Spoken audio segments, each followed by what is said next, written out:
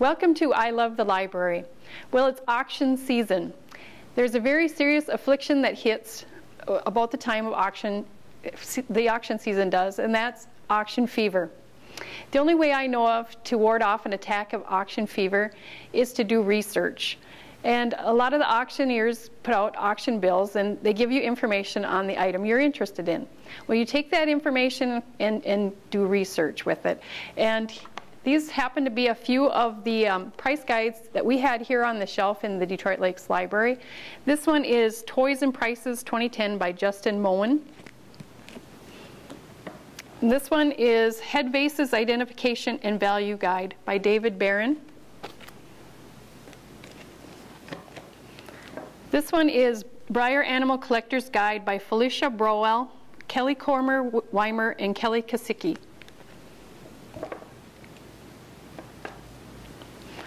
This one is Flow Blue China by Mary Frank Gaston. This one is Acro Agate Glassware by Jean Florence. And of course, this is just a sampling of what's available through Lake Agassiz Regional Libraries. So if you have an item that you're interested in, come in and talk to a librarian and we'll try and get you a value price guide for that particular item. And if you don't, if you have a really rare item and we don't have a book for it, we can get you online if you don't have access at home, and we can set you up doing research online. For instance, you can go on eBay and you can look to find out what the same items sold for on eBay. And of course, there are a lot of other sites online for you to do research with.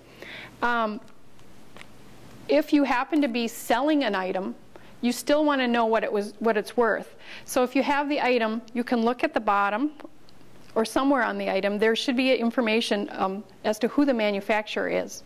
This happens to be a piece of Acro Agate glassware, and I got the book for that, and I looked in the book and found that it's called an urn, and it has tab handles.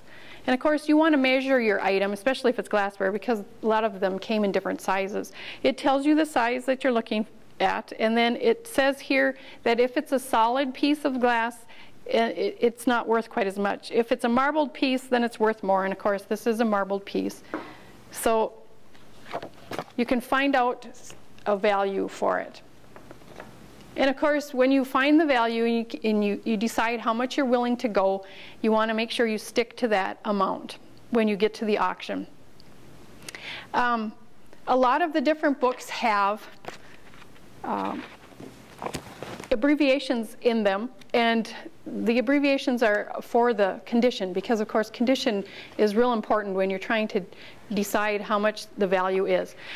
There's a key in the front of most of the books that tell you what those different abbreviations stand for. Like for instance, MIB is mint in the box, and MIP is mint in package, and it has mint no box is MNB, and it goes right down to G for good.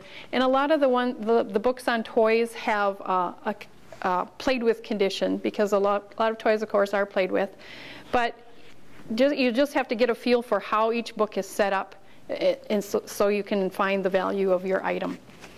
I would say 99.9% of auction fever can be warded off by doing this research. Of course, you are going to get to auctions, and there are going to be some cases of auction fever, and sometimes it gets pretty entertaining.